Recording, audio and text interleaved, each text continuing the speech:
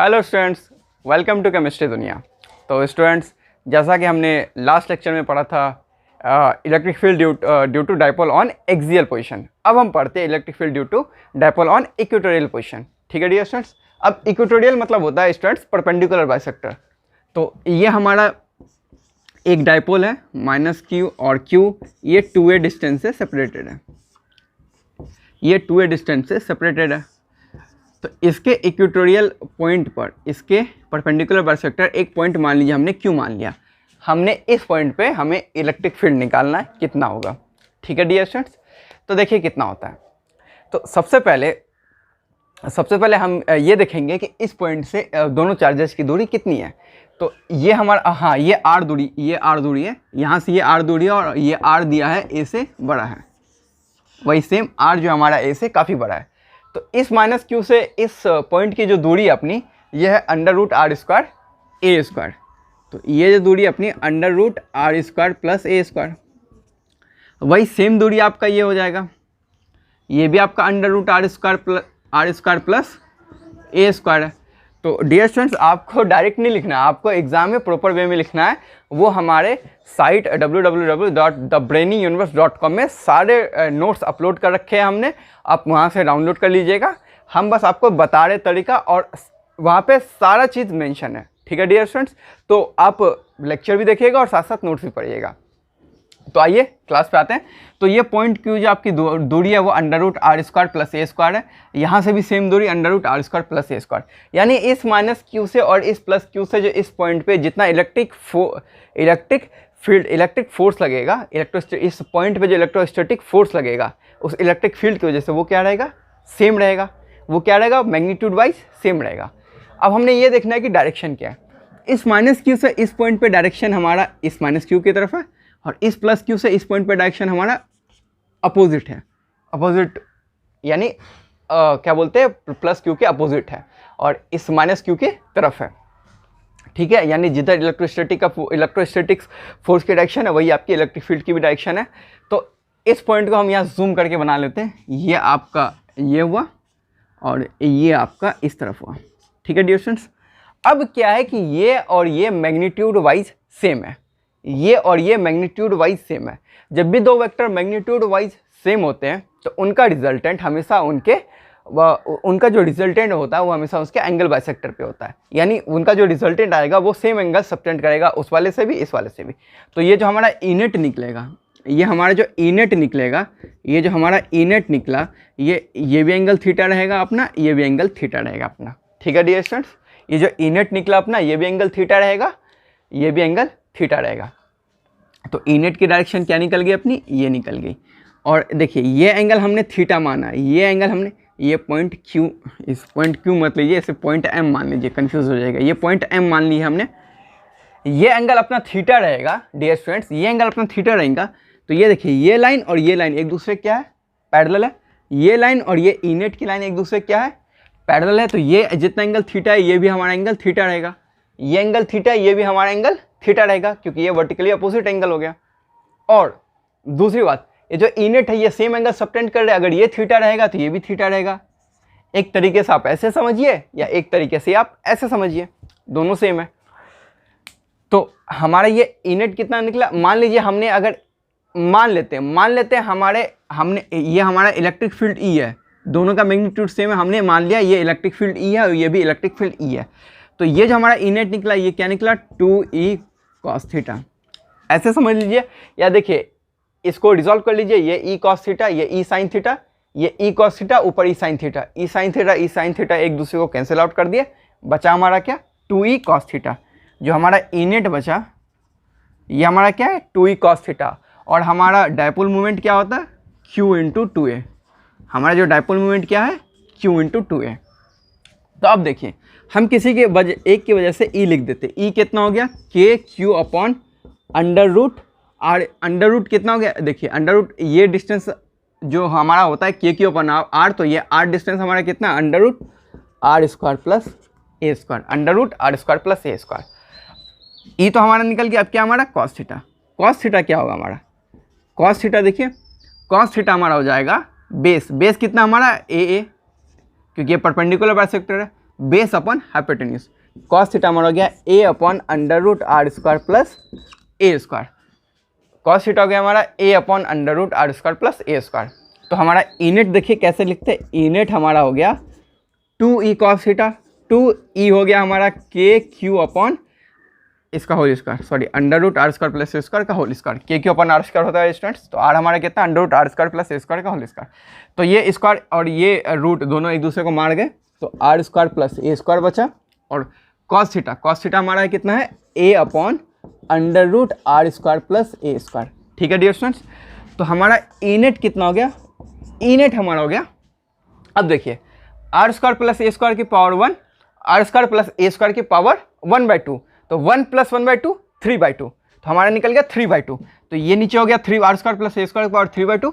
यहाँ देखिए dipole moment P equal to क्या होता है, Q इंटू 2a, तो Q इंटू 2a ये हमारा A है, Q इंटू 2a बराबर क्या हो गया P, तो ऊपर क्या बचा KP upon r square plus a square की पावर 3/2। तो हमारा ये निकल गया, ये हमारा निकल गया r square plus a square की पावर 3/2। अब देखिए हमारा r क्या है, a से बड़ा है, r is much much much greater than a, तो हम यहाँ a को क्या कर सकते हैं, नेग्लेक्ट। हम यहाँ a को क्या कर सकते हैं, नेग्लेक्ट। तो a हमने उड़ा दिया, तो अब देखिए बचा क्या है, इसको फर्दर यहाँ सॉल्व कर रहे हैं। बचा हमारा है ई नेट, हमारा बचा ई नेट हो गया के पी अपॉन आर स्क्वायर की पावर 3/2, और ये 2 ने इस 2 को मार दिया, तो हमारा नेट बचा के पी अपॉन आर क्यूब।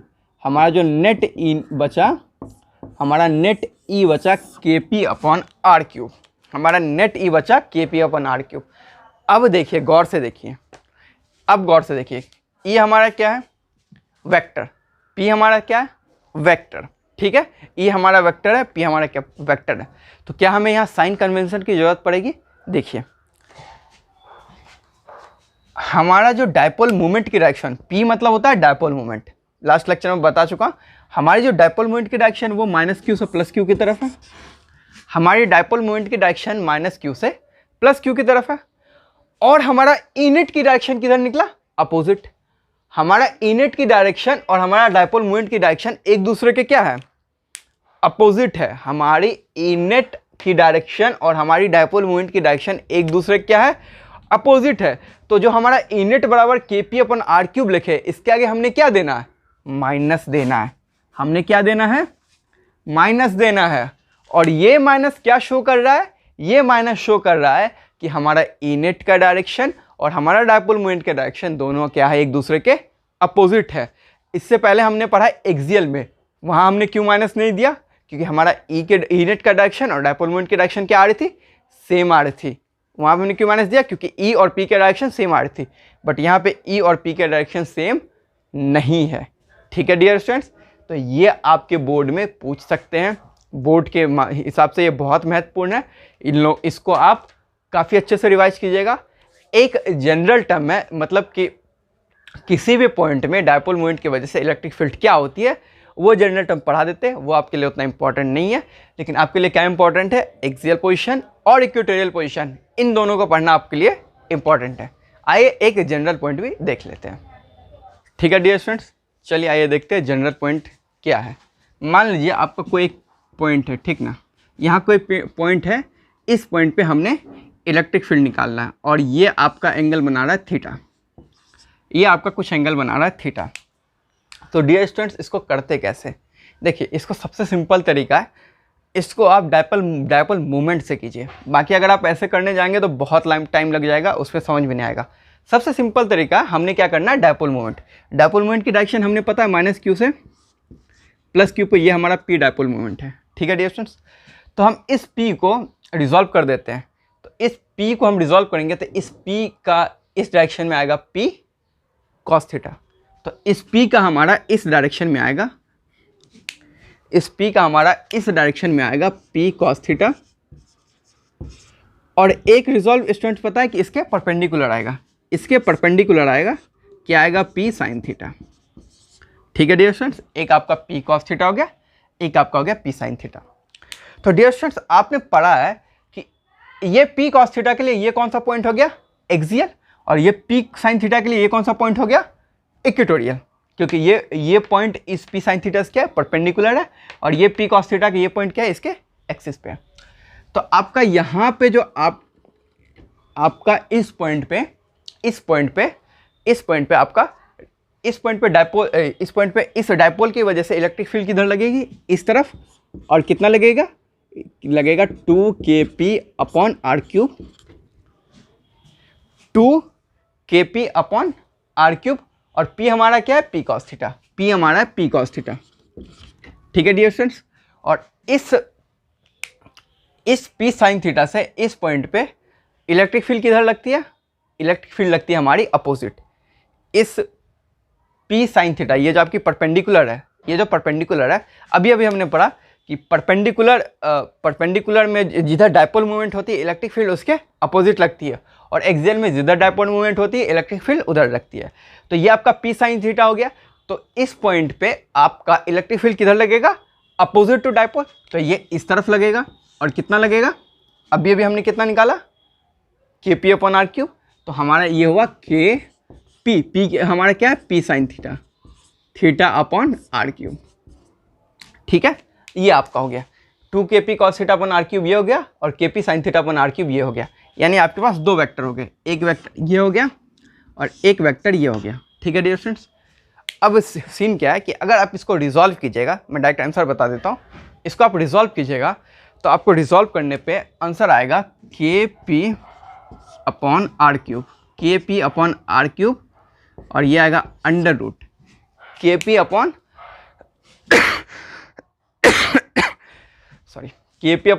ये आएगा under root 1 + 3 cos square theta, 1 + 3 cos square theta. ये आपका जनरल टर्म है, ये आपका जनरल टर्म है kp/r³ 1 + 3 cos स्क्वायर थीटा।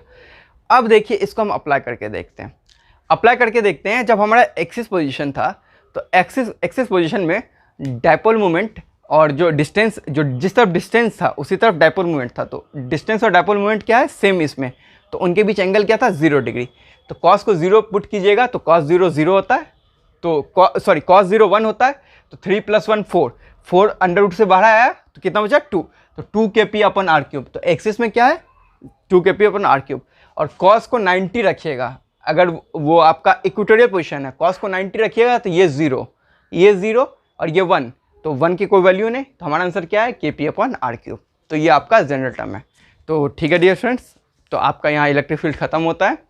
हमने electric field due to dipole पढ़ लिया, ये आपके लिए इंपॉर्टेंट नहीं है, ये हमने सिर्फ आपको नीट बेसिस पे बता दिया कि नीट वीट में कभी इस तरह से क्वेश्चन पूछ लिया, जेईई में पूछ लिया, तो ठीक है, ये आपके लिए इंपॉर्टेंट नहीं है। इंपॉर्टेंट आपके लिए एक्सियल पोजीशन और इक्वेटोरियल पोजीशन, तो इन दोनों को आपने अच्छे से पढ़ना है, बढ़िया से पढ़ना है।